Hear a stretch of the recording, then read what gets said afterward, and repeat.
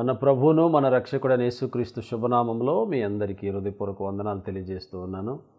Calvary విజయం programme వీక్షిస్తున్న మీ కుటుంబాలను దేవుడి నూతన సంవత్సరంలో బహుగా దీవించాలని, ఆశీర్వదించాలని మనసారా దీవిస్తూ ఉన్నాను. ఈ సమయంలో ధ్యానం నిమిత్తమై పరిశుద్ధ బైబిల్ గ్రంథముల నుండి దేవుని యొక్క వాక్యాన్ని మనం చదువుకుందాం. యెహెజ్కేలు గ్రంథం 36వ అధ్యాయం 11వ వచనాన్ని నేను చదువుతూ ఉన్నానండి. బైబిల్ ఉన్నవారు చూడండి, లేని వారు వినాలని మనం చేస్తూ ఉన్నాను. మీ మీద మనుషులను పశువులను విస్తరింపజేసేదను, అవి విస్తరించి అభివృద్ధి నందును. పూర్వమున్నట్టు మిమ్మును నివాసస్థలముగా చేసి మునుపటి కంటే అధికమైన మేలు మీకు కలగజేసేదను. అప్పుడు నేను యెహోవానై ఉన్నానని మీరు తెలుసుకొందురు. దేవుడు తన పరిశుద్ధ వాక్యం మన వినికిడిలో దీవించునుగాక. ప్రియ సహోదరి సహోదరులరా, దేవుని యొక్క వాక్యం వాగ్దానంతో కూడినటువంటిది. నేను మరలా జ్ఞాపకం చేస్తూ ఉన్నాను. మీరందరూ కూడా ఈ మాటను మీరు నోటితో పలకాలని నేను మీకు తెలియజేస్తూ ఉన్నాను. మునుపటి కంటే అధికమైన మేలు మీకు కలగజేసేదను అంటున్నాడు.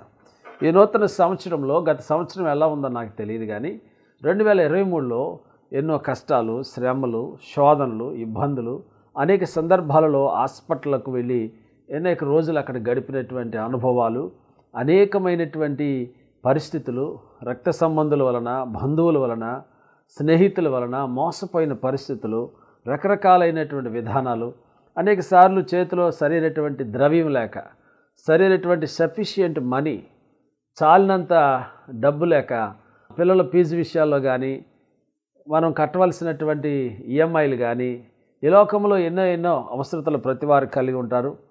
అలాంటి పరిస్థితుల్లో ఇబ్బంది పడి ఉంటావేమో తెలియదు కానీ ప్రభు ఈ 2024 సంవత్సరంలో ప్రభు నీకు వాగ్దానం చేస్తూ ఉన్నారు. ఏమిటంటే మునుపటి కంటే అధికమైన మేలు మీకు కలగజేసేదను అంటూ ఉన్నాడు. దేవుని బిడ్డలారా, మునుపటి కంటే అంటే గత సంవత్సర కాలము కంటే, అంతకుముందున్న సంవత్సరాల కంటే కూడా దేవుడు నీకు అధికమైన మేలు కలగజేసేటువంటి దేవుడు ఆయన. ప్రభు అయిన యేసుక్రీస్తు వారు ఒక మతాన్ని స్థాపించుకోవడానికి రాలేదు, ఒక కులాన్ని స్థాపించుకోవడానికి రాలేదు. యేసు ప్రభు మతకర్త కాదు.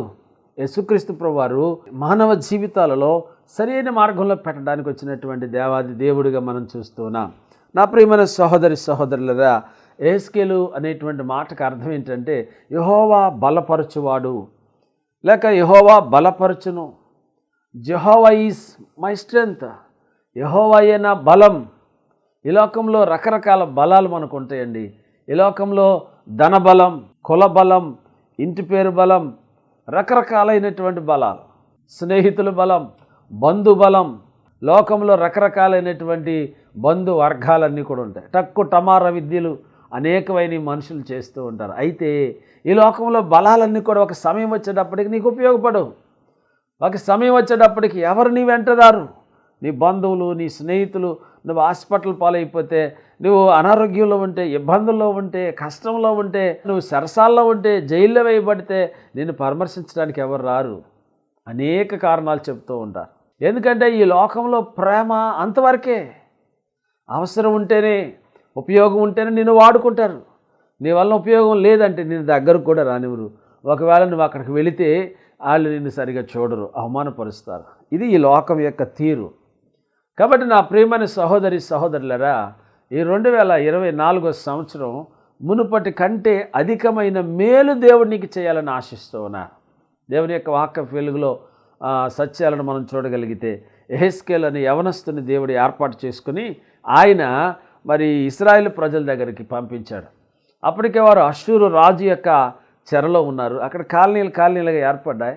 అందులో వారు వెళ్ళి అక్కడ సువార్తను ప్రకటిస్తూ వారందరూ కూడా మాట్లాడుతున్న సందర్భాన్ని మనం అక్కడ చూస్తూ ఉన్నాం. నా ప్రియమైన సహోదరి సహోదరులరా, దేవుని యొక్క వాక్యాన్ని కనుక మనం చూసినట్లయితే ఈ వచన భాగాల్లో అద్భుతమైన సంగతులు మనం చూస్తూ ఉంటున్నాం. అదేమిటి అని అంటే, దేవుని వాక్యం వింటున్న వాళ్ళరా, మునుపటి కంటే అధికమైన మేలు నేను మీకు కలగజేసేదని అంటున్నాడు దేవుడు.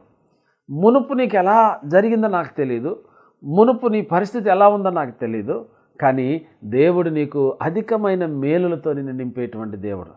ఆయనకు అసాధ్యమైనది ఏది కూడా లేదు. ఈ లోకంలో మనం ఆలోచన చేసినప్పుడు దేవుని బిడ్డలారా, యెహెజ్కేలు దేవుని యొక్క మాటకు లోబడి దేవుని కొరకు నడుము కట్టుకొని యవన కాలంలో దేవుని యొక్క సన్నిధానంలో దేవుని మాట ప్రకారంగా అక్కడికి వెళ్ళి వారికి సువార్తను ప్రకటించారు. సువార్త ప్రకటిస్తే వారు సరిగ్గా వినలేదండి. వినకుండా వారు తిరుగుబాటు చేశారు.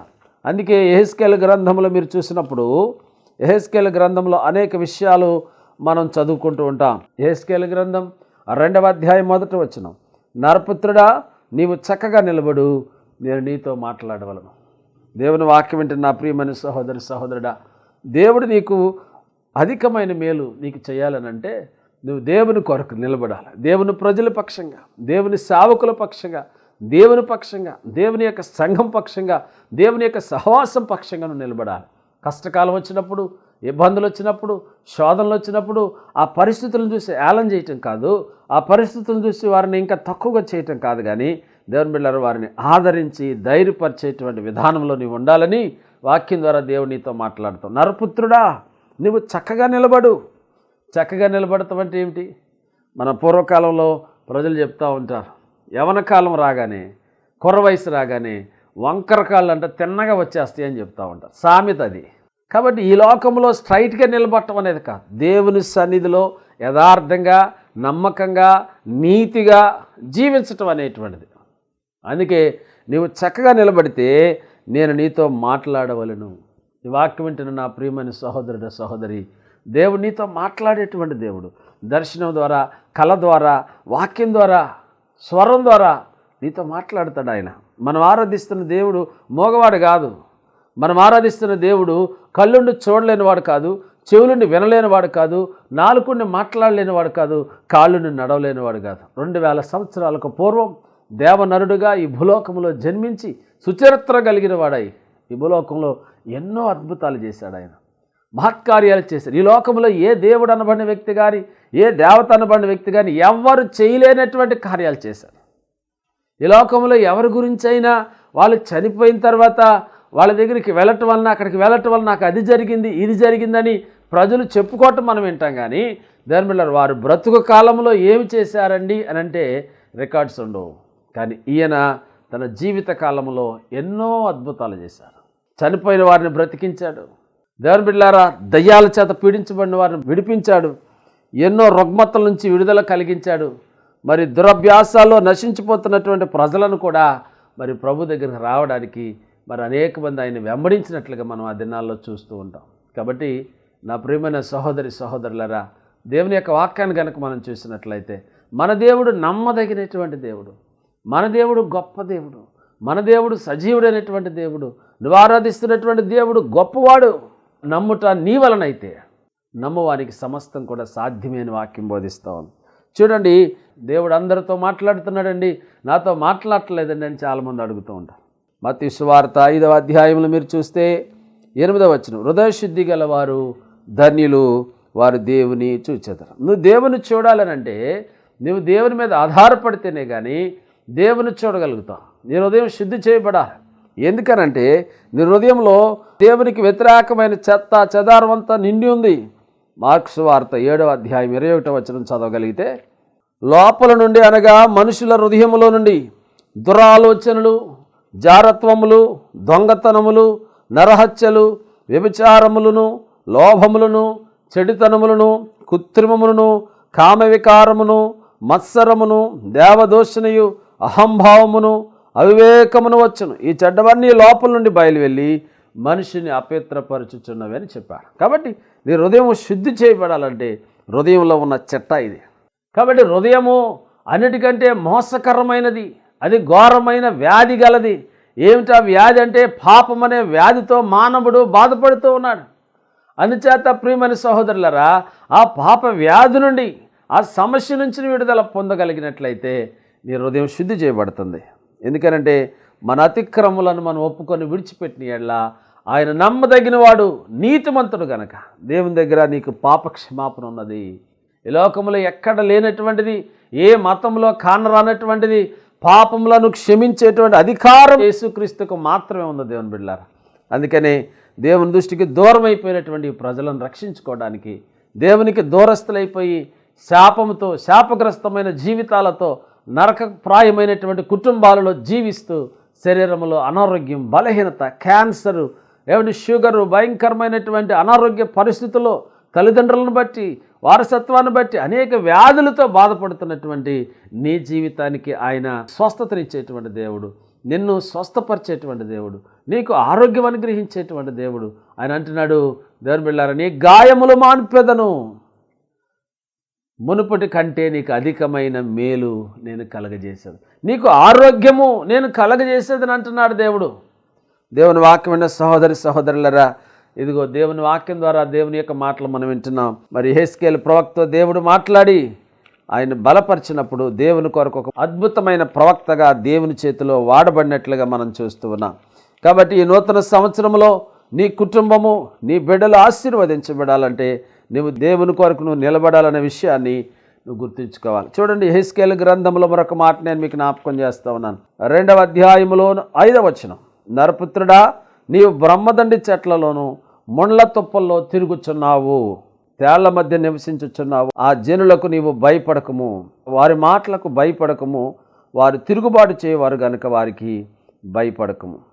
5వ వచనం నుండి 7వ వచనం వరకు మీరు చూస్తే, వారు వినునను వినకపోయినను అక్కడ ప్రకటించుము అని యేసు ప్రభువారు తండ్రి అయిన దేవుడైన యెహోవా చెప్పారు.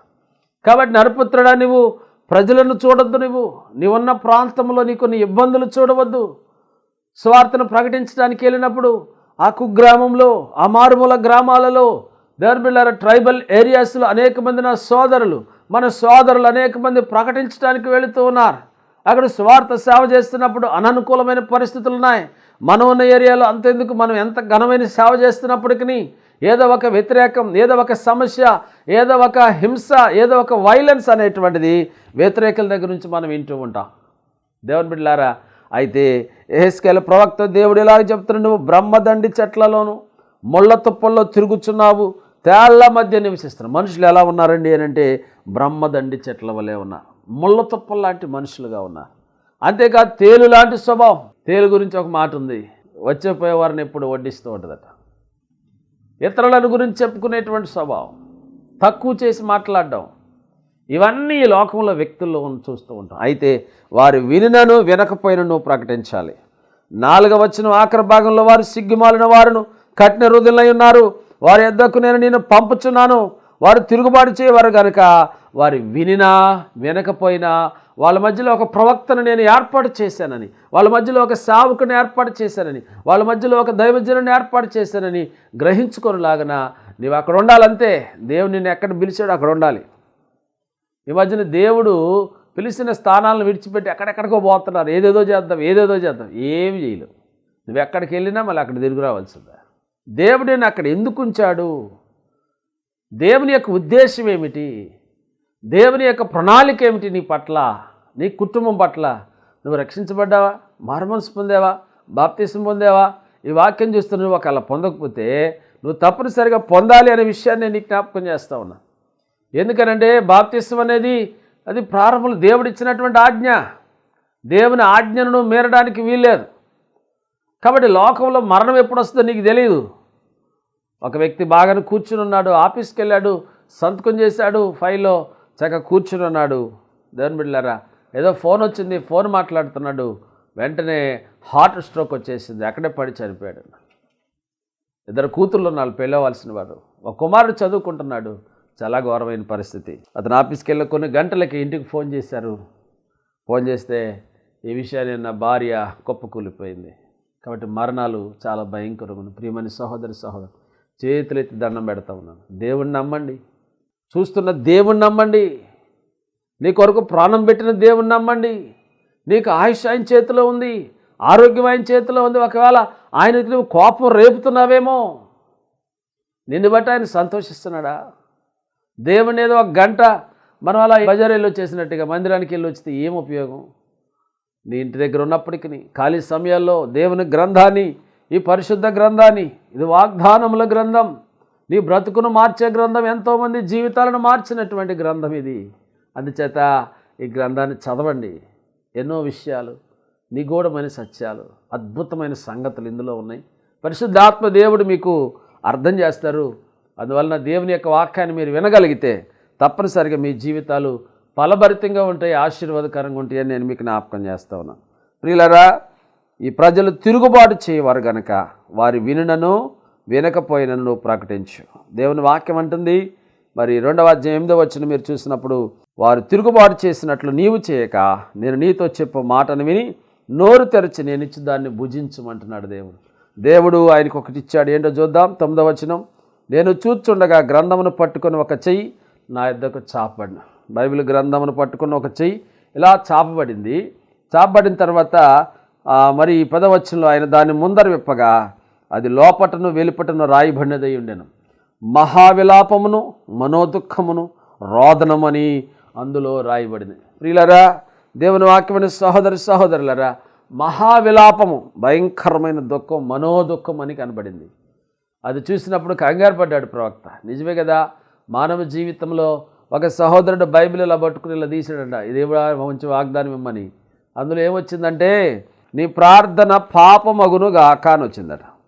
కాబట్టి వాడు గుడికి వెళ్ళటం మానేసాడు, ప్రార్థనకి వెళ్ళటం మానేసాడు.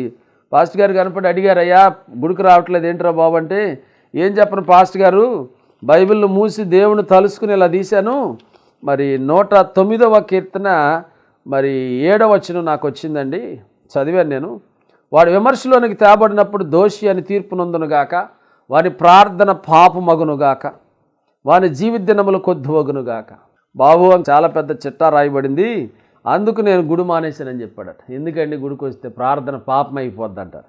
కాబట్టి బైబిల్ గ్రంథాన్ని అలా కళ్ళు మూసుకుని మనం తీయకూడదు. కొన్ని సందర్భాల్లో బలహీనుడిగా ఉన్నప్పుడు, బలహీనరాలుగా ఉన్నప్పుడు దేవుడు కొన్ని వాక్యాల ద్వారా మీతో మాట్లాడతాడు, మంచిదే. కానీ దాన్ని అలవాటు చేసుకుని అదొక పద్ధతులు మనం తీయకూడదు. వాక్యంలో ఎన్నో మంచి సంగతులు ఉన్నాయి, దాన్ని నేర్చుకోవాలి, కీర్తన చదువుకోవాలి. దేవుడు ఆ వాక్యం ద్వారా మీరు హృదయాలను సంతృప్తి పరుస్తాడు, మీకు ఆయుష్ ఇస్తాడు, ఆరోగ్యం ఇస్తాడు. దేవునికి స్తోత్రం కలుగునుగాక.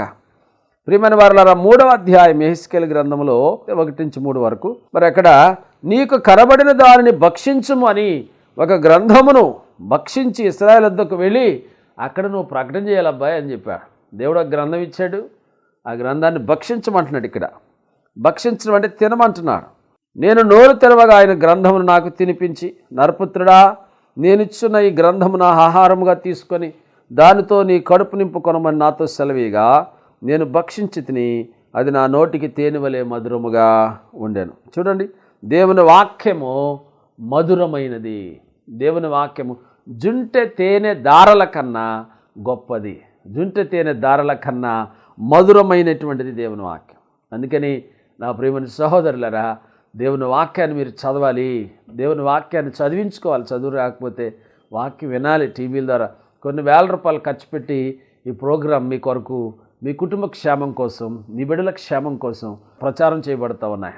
కాబట్టి కారణం ఏంటంటే దేవుడు మనల్ని ప్రేమిస్తున్నాడు. ఎన్ని కష్టాలు ఉన్నా సరే, ఎన్ని సమస్యలు ఉన్నా సరే, నీకు ఎన్ని అనారోగ్యాలు ఉన్నా సరే, వాటన్నిటి నుంచి దేవుడు నీకు విడుదల ఇస్తానని చెప్పమన్నాడు. అందుకే నా విషయాన్ని నేను నీకు చెప్తా ఉన్నాను. కుమారి, నువ్వు ధైర్యంగా ఉండు, నీ విశ్వాసమే నేను స్వస్థపరిచిందని యేసుప్రభువు వారు ఆయన వస్త్రపు చెంగు ముట్టినటువంటి సహోదరితో చెప్పాడు. కుమారి, ధైర్యముగా ఉండుము, నువ్వు భయపడకు, నేను నీకు తోడై ఉన్నాను, సమాధానము గల దానివై వెళ్ళు అంటున్నాడు. కాబట్టి ఈ సమయంలో దేవుని వాక్యం నా ప్రియమైన సహోదరుడా, దేవుని యొక్క వాక్యంలో మనం చూస్తూ ఉన్నాం. మనుషులు విన్నా వినకపోయినా ప్రకటించు, మనుషులు లోబడినా లోబడకపోయినా ప్రకటించు, వాళ్ళు మారినా మారకపోయినా ప్రకటించు. కానీ దేవుని పథకం అది, దేవుని యొక్క ప్రణాళిక అది. దేవుడిని ఏర్పాటు చేసుకున్నాడు. అన్ని జనాంగంలో నుండి నువ్వు లోకంలో నశించిపోతున్నప్పుడు దేవుడిని ఎన్నుకున్నాడు. లోకము మెచ్చుకున్నా మెచ్చుకోకపోయినా, లోకము నీకు సపోర్ట్ చేసినా చేయకపోయినా దేవుని కొరకు నువ్వు నిలబడు. దేవుని కొరకు నిలబడితే దేవుడు నీ కొరకు నిలబడతాడు. ఈ యొక్క మరి నూతన సంవత్సరంలో ప్రభు నీకు వాగ్దానం చేస్తూ ఉన్నారు, మునుపటి కంటే అధికమైన మేలు నేను మీకు కలగజేసేదను. దేవుని వాక్యాన్ని చూస్తాం. యెహెజ్కేలు గ్రంథం 36వ అధ్యాయం 9వ వచనంలో, నేను మీ పక్షముగా ఉన్నాను. చూడండి, ఈ నూతన సంవత్సరం అంతా కూడా దేవుడు నీ పక్షంగా ఉంటానని వాగ్దానం చేస్తూ ఉన్నారు. ప్రభు నీ పక్షంగా ఉంటాడు. ఒక చిన్న రౌడీ ఉంటాడు ఒక ఏరియాలో, ఈ వీధంతా వాడే రౌడీ, ఈ స్ట్రీట్ రౌడీ అనమాట. ఇది ఇంకోటి దగ్గరికి వెళ్ళాడు, వాడికి సమస్య వస్తే వీడు ఒక ఆకు రౌడీని బట్టుకెళ్ళాడు అనుకోండి. ఆ రౌడీ ఏమనుకుంటాడు, నాకంటే చిన్నోడే కదా అంటాం. కానీ పెద్ద రౌడీని తీసుకెళ్తే వాడు భయపడి వెళ్ళిపోతాడు కదండి. అలాగే మనకు పెద్దన్నయ్య, మనకు అందరికంటే పెద్దవాడు, గొప్పవాడు ప్రభువైన యేసుక్రీస్తు వారు. ఆయనే ఈ లోకానికి గొప్ప అద్భుతమైనటువంటి సహాయాలు చేసేవాడు, ప్రజలను ఆ బాధల నుంచి విడిపించేటువంటి వాడు ఆయన. చాలామంది చెప్తూ ఉన్నారు, ఆ టీవీలో చూస్తూ ఉన్నాం, 3 మేకులు లాక్కోలేకపోయినటువంటి వాడు మీకేం మేలు చేస్తాడరా, 3 మేకులు పీక్కోలేకపోయిన వాడు అని మనలందరినీ గొర్రెల మంద అని పిలుస్తూ ఉంటారు. నిజమే కదండి. గొర్రెలాగా మనం తల ఊపుతూ ఉంటాం, గొర్రెలాగా మనం సాధు స్వభావం, ఎంత మంచి పేరు చెప్తున్నారు వాళ్ళు. మనం రాక్షసులం కాదు కదండి, మనం దెయ్యాలం కాదు కదా. ఇంకా అలాంటి పేర్లు పెట్టలా. చాలా సంతోషం వాళ్ళకి. మనలను గొర్రెలతో పోల్చారు, మనం మంచివారు అని, అనేకులకు ఒక ఆహారం అయిపోతున్నామని. ఎంత అద్భుతమైన మాటో. కాబట్టి ప్రభువు 3 మేకులు పీక్కోలేక లాక్కోలేక చనిపోయిన వాడు కాదండి. సర్వమానవులు చేసిన పాప పరిహారార్థమై సిలువలో మరణించాడు ఆయన. మరణించి 3వ దినాన మృత్యుంజయుడే తిరిగి లేచాడని ఆ గ్రంథమే చెప్పింది. మీకు అర్థమవుతుంది చదివితే. కాబట్టి యేసు సజీవుడు, శక్తి కలిగిన దేవుడు. ఈ లోకంలో నిన్ను ఎవ్వరు విడిచిపెట్టినా, నీ బంధువులు, నీ స్నేహితులు, కానీ దేవుడు నిన్ను విడిచిపెట్టడా. నేను నిన్ను విడవను, ఎడబాయినని ఆయన తెలియజేస్తూ ఉన్నారు. వాక్యం అంటుంది, దేవుడే నీ పక్షంగా ఉండగా నీకు విరోధి ఎవరు తల్లి? దేవుడే నీ పక్షంగా ఉండగా నీకు విరోధి ఎవరు తమ్ముడు? దేవుడు నీతో ఉంటే చాలు. ఈ లోకంలో ఎంతమంది ఉన్నా ఆహా ఓహో అంటారు. నీ దగ్గర బెల్లం ఉంటే చీమలు వచ్చినట్టుగా, డబ్బు ఉంటే అందరూ వస్తారు. నీకు ఎప్పుడైతే నీకు వస్తున్న సపోర్టో ఎఫోర్టో ఏదో ఆగిపోతే నీ దగ్గరికి ఎవ్వరు రా. ఇది లోక ప్రేమ. డబ్బిచ్చి రప్పించుకోవడం కాదు, డబ్బు లేకుండా మీటింగ్ పెడతాం. ఈ మధ్యన మా మీటింగ్ ఒక ఆయన వచ్చారు. సుమారుగా మా మీటింగ్ 500-600 మంది ఒక పల్లెటూరులో వస్తే బ్రదర్ చెప్పారు, బ్రదర్ మీరు ఎంతమందిని ఆటోలు పెట్టారు ఏంటంటే, మేము ఏం ఆటోలు పెట్టం బ్రదరు అని చెప్పారు ఆయన. ఎందుకని బ్రదర్ అంటే, మేము ఫస్ట్ నుంచి కూడా లేమెన్స్ ఇవాంజలికల్ ఫెలోషిప్ గురించి మా యొక్క సహవాస నాయకుడు బయటకు వచ్చారు. అప్పటి నుంచి కూడా విశ్వాసం మీదే సేవను ప్రారంభం చేశాం. మేము అలా డబ్బులు ఇచ్చి రప్పించుకోవటం కానీ, స్పీకర్ల కోసం ఎంపర్లాడటం కానీ ఏమి ఉండదు. దేవుడే వాడుకుంటాడు, దేవుని కృపది, మా ప్లాట్ఫామ్ మీద దేవుడు ఉంటాడు, నడిపిస్తాడని విశ్వాసం. కాబట్టి వీళ్ళంతా వచ్చారండి. చాలా ఆశ్చర్యపడ్డాడు ఆయన. ఆశ్చర్యపడి అన్నాడు, మరొక మీటింగ్కి వచ్చారు, 1000 మంది దాకా వచ్చారు. ఆ మీటింగ్ చూసినటువంటి ఆయన చెప్పిన మాట ఏంటంటే, చాలా సంతోషం, ఇది ఒరిజినల్ పరిచర్య అని చెప్పారు. దేవునికి స్తోత్రం కలుగునుగాక. ఎందుకంటే డబ్బులు ఇచ్చి ప్రజలను పాడు చేసేసేటువంటి రోజుల్లో ఉంటున్నాం. చూడండి, వాళ్ళు ఇచ్చే 100 రూపాయలు దేవుడెవడా? సేవకులు కూడా మరీ ఘోరంగా ఎక్కడ పడితే అక్కడ తిరగటం మానండి. దేవుని బిడ్డలారా, దేవుడెవడా? 500 దేవుడెవడా? నీ విశ్వాసం ద్వారా ఇప్పించడా? నీకు విశ్వాసం గొప్పదైతే అనేక మందిని దేవుడు నీ దగ్గరికి రప్పిస్తాడు. అనేక మందికి సహాయం చేసే ఆ కెపాసిటీని దేవుడు నీకు ఇస్తాడు. కాబట్టి లోకం కోసమో మెప్పు కోసమో కాదు, ఒక్క 10 నిమిషాలు దేవుని దగ్గర నువ్వు ప్రార్థన చేస్తే దేవుడు నీ అవసరతలు తీర్చలేడా? అటువంటి దేవుడు నన్ను ఆరాధించేది కాదు కదా. కాబట్టి అలాంటి తప్పుడు పద్ధతులన్నీ కూడా మానండి అని మీకు జ్ఞాపకం చేస్తా ఉన్నాను. నా మాటలు ముగిస్తూ ఉన్నాను. మీరు దున్నబడి విత్తబడుదురు. దేవుని వాక్యం చేత దున్నబడి మీరు అనేకులకు ఆశీర్వాదకరంగా దేవుడు మిమ్మలను ఆ చిగురు పెట్టేటువంటి వృక్షం వలె, ఫలించేటువంటి చెట్టు వలె దేవుడిని ఉంచబోతున్నాడు. ఈ నూతన సంవత్సరంలో దేవాది దేవుడు నీ వేరు క్రిందకు తన్ని ఎదిగి ఫలించేటట్టుగా దేవుడు చేయబోతూ ఉన్నాడు. మునుపటి కంటే అధికమైన మేలు నేను మీకు చేస్తానంటున్నాను. దేవుని బిడ్డలారా, దేవుని వాక్యంలో ఎన్నో విషయాలు ఉన్నాయి. దేవుని మాటలు వింటే నీకు మేలు కలుగుతుంది. దేవుని సన్నిధికి వస్తే నీకు మేలు కలుగుతుంది. దైవజనుల మాటలు వింటే నీకు మేలు కలుగుతుంది. నువ్వు దుష్టుల మాటలు వింటావు అనేక సార్లు, లోకస్తుల మాటలు వింటావు అనేక సార్లు. అందుకే నువ్వు ఫెయిల్ అయిపోతా ఉన్నావు. నీ వ్యాపారం అభివృద్ధి పొందడం వెనక, నువ్వు ఆశీర్వదించబడటం వెనక దేవుడున్నాడు. దేవుడికి నువ్వు చేసిన సహాయం ఉంది. నువ్వే సంఘానికో ఏ సేవకులకో ఎవరికో నువ్వు సహాయం చేస్తున్నట్లయితే ఆ సహాయం వల్ల దేవుడు నేను నీ కుటుంబాన్ని భద్రపరుస్తున్నాడు. గుర్తుంచుకో దేవుని బిడ్డలారా, అట్టి మహాకృప పరిశుద్ధాత్మ దేవుడు నీకు, నీ కుటుంబానికి, నీ బిడ్డలకు, నీ ప్రాంతానికి, నీ దేశానికి అధికమైన మేలులతో, అధికమైన ఆశీర్వాదాలతో, ఉన్నతమైన దీవెనలతో దేవుడు నిన్ను, నీ కుటుంబాన్ని దీవించునుగాక. ఆమేన్. ప్రార్థన చేసుకుందాం. మమ్మల్ని మిక్కిలిగా ప్రేమించిన యేసయ్య, బిడ్డలను దీవించి ఆశీర్వదించండి. ఈ నూతన సంవత్సరంలో మునుపటి కంటే అధికమైన మేలుతో, అధికమైన ఆశీర్వాదాలతో, అధికమైన దీవెనలతో ఈ బిడ్డలను నింపండి ప్రభువా. ఈ టీవీ ప్రోగ్రాం చూస్తున్న బిడ్డలు ఏ సమస్యలో ఉన్నారు, అనారోగ్యంలో ఉన్నారు, ఇబ్బందులో ఉన్నారు, సాతాను శోధనలతో ఇబ్బంది పడుతున్నారు ప్రభా, పిచ్చ పిచ్చ కళలతో బాధపడుతున్నారు, వాటన్నిటి నుంచి కూడా మీరే విడుదల ప్రకటిస్తూ ఉన్నాం ప్రభా. బిడ్డలను మీరు దీవించి ఆశీర్వదించమని యేసుక్రీస్తు పుణ్యనామమున అడిగి వేడుకుంటున్నాం తండ్రి. ఆమేన్. పరిశుద్ధాత్మ దేవుని మిమ్మల్ని దీవించునుగాక. నా ప్రియమైన సహోదరి సహోదరులారా, మరి ఈరోజు పెళ్లి రోజు, పుట్టినరోజు జరుపుకుంటున్నటువంటి వారికి మరి కల్వరి విజయం ప్రోగ్రాం తరపున ప్రత్యేకమైన శుభాకాంక్షలు తెలియజేస్తూ ఉన్నాం. మీరు కూడా ఈ యొక్క ప్రోగ్రాంకి స్పాన్సర్ చేయొచ్చు. మరి ఒక్కొక్క స్లాట్కి దేవుడు మిమ్మల్ని ప్రేరేపించిన కొలది తప్పనిసరిగా మీరు సహకరించండి. ఎంతోమంది సహకరిస్తున్నారు, మేలు పొందుతున్నారు. మరి దేవుడు వారిని ఎంతగానో ఆశీర్వదిస్తూ ఉన్నారు.